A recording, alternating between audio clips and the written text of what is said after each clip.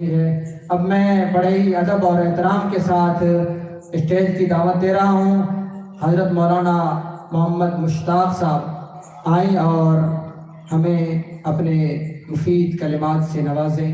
اس بیچ ایک انعام موصول ہوا ہے عبد الواحد بن احمد چاندے کا 500 روپے طلبہ عزیز کے لیے انعام میں موصول ہوئے ہیں۔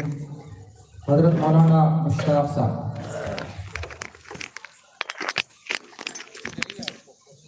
جزاک اللہ۔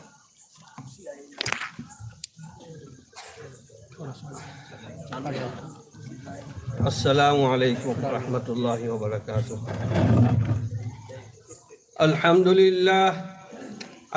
للہ نحمده ونستعینه ونستغفره ونؤمن به ونتوکل علیہ ونعوذ باللہ من شرور انفسنا ومن سیئات اعمالنا من يهده الله فلا مضل له ومن يضلله فلا هادي له ونشهد أن لا إله إلا الله وحده لا شريك له ونشهد أن سيدنا ومولانا محمدا عبده ورسوله صلى الله تعالى على خير خلقه محمد وآله وأصحابه وأتباعه۔ أعوذ بالله من الشيطان الرجيم، بسم الله الرحمن الرحيم۔ لئن شكرتم لأزيدنكم ولئن كفرتم إن عذابي لشديد۔ وقال تعالى وإن تعدوا نعمة الله لا تحصوها۔ وقال تعالى قل هل يستوي الذين يعلمون والذين لا يعلمون۔ محترم صدر صحابہ اور علماء کرام اور دور دراز سے آنے والے مہمانان اعظام اور میرے عزیز طلبہ، اللہ تبارک و تعالیٰ کا بہت ہی بڑا احسان اور کرم ہے کہ اس ذات کریم نے ہمیں ایک عظیم مشغلے کے اندر مصروف فرمایا ہے۔ یہ اللہ کی بہت بڑی نعمت ہے۔ اللہ تبارک و تعالیٰ نے اس دنیا کے اندر بہت سے انسانوں کو پیدا کیا ہے، لیکن ہم وہ عظیم مخلوق ہے کہ اللہ تبارک و تعالیٰ نے ہمارے ذہنوں کو، ہماری نگاہوں کو اور ہمارے ہاتھ پیروں کو اور ہمارے دل کی دھڑکنوں کو ایک عجیب مشغلے کے اندر مصروف کیا ہے۔ مثال کے طور پر یوں سمجھ لیجئے کہ ایک انسان صبح سے بیدار ہوتا ہے، وہ کسی کھیتی کے مشغلے میں مصروف ہو جاتا ہے۔ اسی طرح ایک جھوٹا سینے والا وہ بھی اپنا جھوٹا سینے میں مشغول ہو جاتا ہے اور اس کی رات ہی سے فکر چلتی ہے کہ میں صبح میں کیا کروں گا، اور جھوٹا سینے والا رات ہی سے یہ فکر لے کر سوتا ہے کہ صبح میں میری کتنی آمدنی ہوگی۔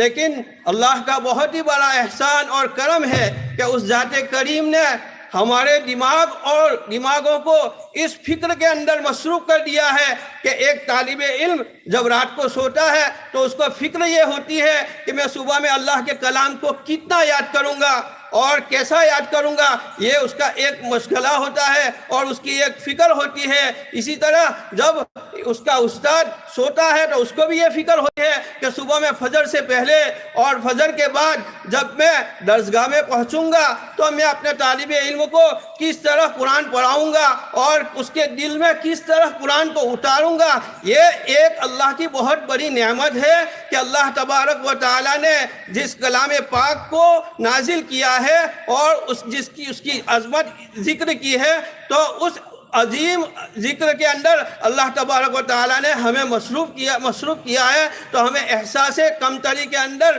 مبتلا ہونے کی بالکل ضرورت نہیں ہے۔ ہمارے دلوں سے دنیا کی محبت کو نکال کر ہم رات دن اللہ کے دین کی فکر کریں اور اس علاقے کے اندر ہم اس فکر کو لے کر چلے کہ دنیا کے ہر کونے کے اندر اور دنیا کی ہر بستی کے اندر ہم اللہ تبارک و تعالیٰ کے کلام کی تعلیم کو عام اور تام فرمائے، کیونکہ نبی کریم صلی اللہ علیہ وسلم نے فرمایا ہے خیرکم من تعلم القرآن وعلمہ، کہ تم میں سب سے بہترین وہ لوگ ہیں جو قرآن کو سیکھے اور دوسروں کو سکھائے۔ تو جب اللہ نے ہمیں اس مشغلے کے اندر مصروف کیا ہے تو ہم اس بات کے اوپر اللہ کا شکر ادا کریں کہ اللہ تبارک و تعالیٰ نے ہمیں ایک عظیم مشغلے کے اندر مصروف کیا ہے۔ تو میرے محترم دوستو بزرگوں اور میرے عزیز طلبہ، جب ہماری یہ فکر ہوگی اور ہمارا جب یہ نظریہ ہوگا تو دنیا کی کوئی طاقت ہمیں کسی میدان کے اندر پیچھے ہٹا نہیں سکتی ہے. صرف ہماری فکر یہ ہونی چاہیے کہ جس نگاہ سے ہم قرآن کریم کو دیکھتے ہیں اور جس بڑی نعمت کے لیے اللہ تبارک و تعالیٰ نے ہمیں نگاہ دی ہے، اس کام کے علاوہ دوسرے اللہ کی نافرمانی والے کے کام کے اندر ہماری نگاہ استعمال نہیں ہونی چاہیے. اسی طرح جس طریقے سے اللہ تبارک و تعالیٰ نے ہمیں ایک دماغ دیا ہے اور اس دماغ کو اللہ تبارک و تعالیٰ نے جس کام کے اندر ہمیں رکھا ہوا ہے اس کام کے علاوہ ہمارا دماغ بالکل غلط سوچ کے اندر نہیں جانا چاہیے. اسی طریقے سے اللہ تبارک و تعالیٰ نے ہمیں جو اعضاء دیے ہیں اس اعضاء کو ہم اللہ کی مرضی کے مطابق ہی چلانا چاہیے. دوسرے اور کسی کام اور اللہ کی نافرمانی کے اندر ان کو استعمال نہیں کرنا چاہیے. جب ہمارا یہ فکر ہوگی اور ہمارا جب یہ مشغلہ ہوگا تو میں کہتا ہوں جب یہ فکر اور مشغلے کے ساتھ اگر کوئی طالب علم حاصل کرتا ہے اور کوئی استاد اپنے شاگرد کو پڑھاتا ہے تو اس کے اندر وہ نورانیت پیدا ہوتی ہے کہ وہ جہاں بھی جائے گا تو اللہ کے ایک انقلاب پیدا کرے گا اور اللہ کے نبی اور قرآن کریم کی تعلیم کو عام اور تام فرمائے گا. تو یہ اللہ کی بہت ہی بڑی نعمت ہے. اللہ تبارک و تعالیٰ نے اس ادارے کے اندر اور اس ادارے کے اندر جتنے کام کرنے والے ہیں اللہ تبارک و تعالیٰ نے انہیں بھی ایک بہت بڑی نعمت دی ہے کہ اللہ تبارک و تعالیٰ نے انہیں ایک عظیم مشغلے کے اندر مصروف فرمایا ہے. یہ اللہ کی بہت بڑی نعمت ہے. اسی طریقے سے میں تقریباً 2004 سے اس علاقے کے اندر آتا ہوں اور 2004 سے پہلے جو حالات تھے میں کہہ سکتا ہوں کہ اللہ تبارک و تعالیٰ کی یہ بہت بڑی نعمت ہے کہ ہم یہاں اب ٹوپی والے، کپڑے والے اور داڑھی والے آرام سے دیکھ سکتے ہیں. اسی طرح مساجد کے اندر ہم نماز پڑھتے ہوئے لوگوں کو بھی دیکھ سکتے ہیں. یہ اللہ کی بہت بڑی نعمت ہے.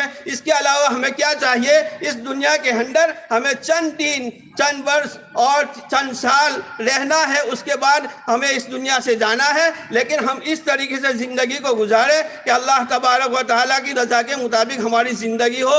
اور اس کے بعد میں ان طلباء کو مبارکبادی پیش کرتا ہوں جنہوں نے قرآن کریم کو حفظ کیا ہے. اسی طریقے سے ان کے والدین کو جنہوں نے اپنے پیارے نظر کو اپنے دل کے اوپر پتھر رکھ کر اور اپنے کلیجے کے اوپر پتھر رکھ کر ان سے جدا کر اساتذہ کرام کو حوالے کر دیا کہ یہ امانت ہم نے تمہیں حوالے کی ہے، اب آپ اس کو قرآن کریم پڑھائیے. یہ بھی ان کی بہت بڑی قربانی ہے.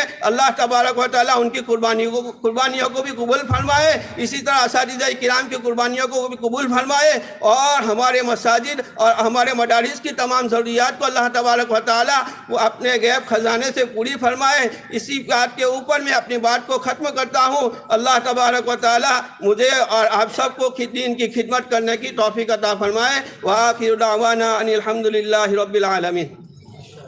جزاک اللہ خیران. آپ نے بہت ہی مفید نصیحتوں سے اور بہت ہی مفید باتوں سے ہمیں نوازا. جزاکم اللہ خیران و احسن الجزاء. وقت انتہائی مختصر ہوتا جا رہا ہے. اب میں دعوت دے رہا ہوں حضرت مولانا